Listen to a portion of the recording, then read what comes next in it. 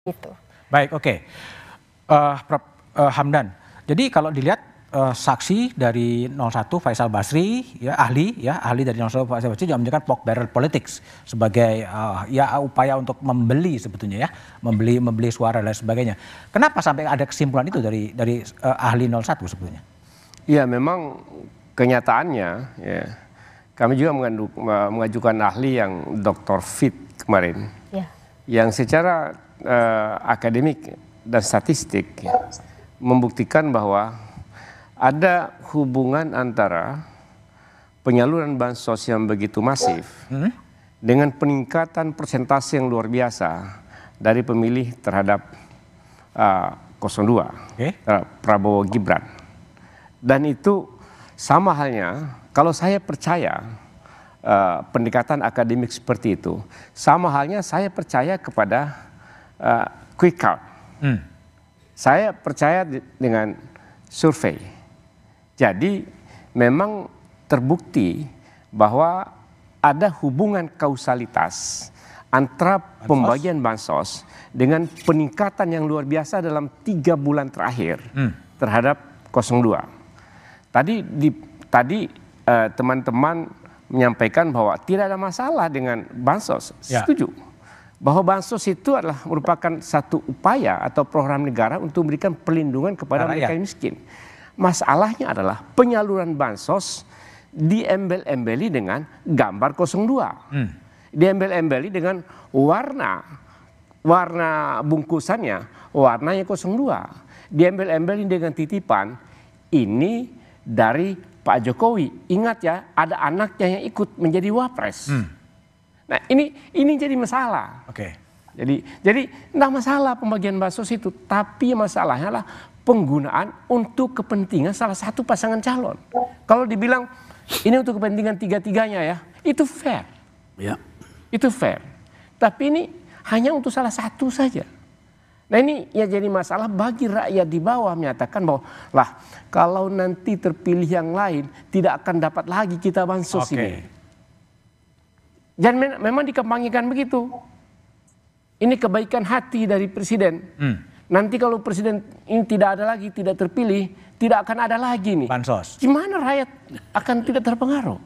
Jadi itulah persoalannya. Itu pelanggaran terhadap prinsip-prinsip etis yang disampaikan oleh Prof. Magnis. Pelanggaran-pelanggaran etik yang sangat luar biasa. Prof. Maru, kalau saya tanya ya, ini ada pork barrel politik.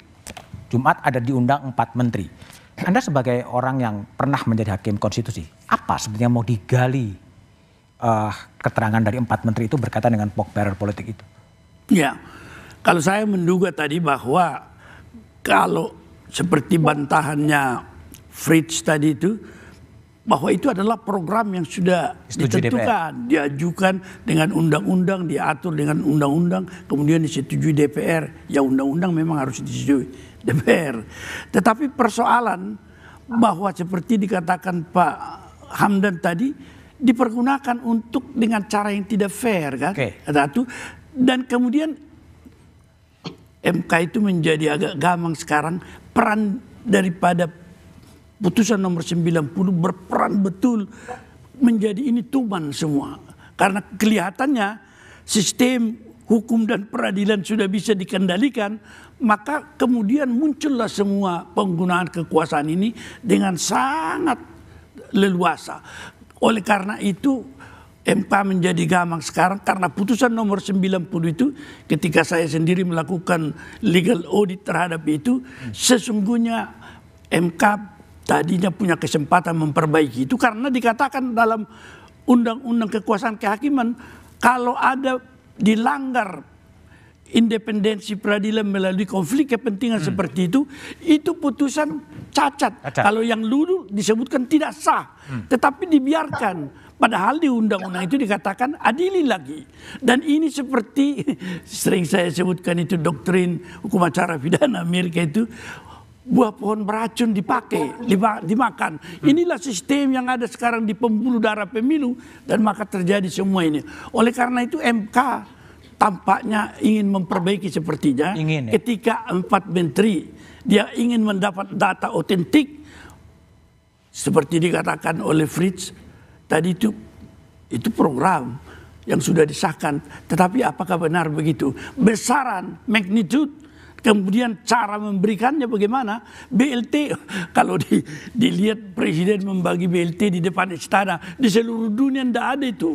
Sinterklas pun tidak di depan jalan raya begitu. Ini yang menyebabkan saya kira bahwa Mahkamah barangkali akan mengambil satu putusan nanti. Mungkin kompromistis tapi ada kejutannya. Oke, baik. Zainal Arifin Muchtar, Uceng. Ini kalau memang pork barrel politik nanti terbukti dan diamini oleh 4 menteri, apakah memang masih ada peluang bagi MK untuk tadi Anda mikir jalan tengah ya? Apakah jalan tengah dalam arti mengulang pemilu dan apakah waktunya masih cukup? Jawabannya setelah jeda berikut ini.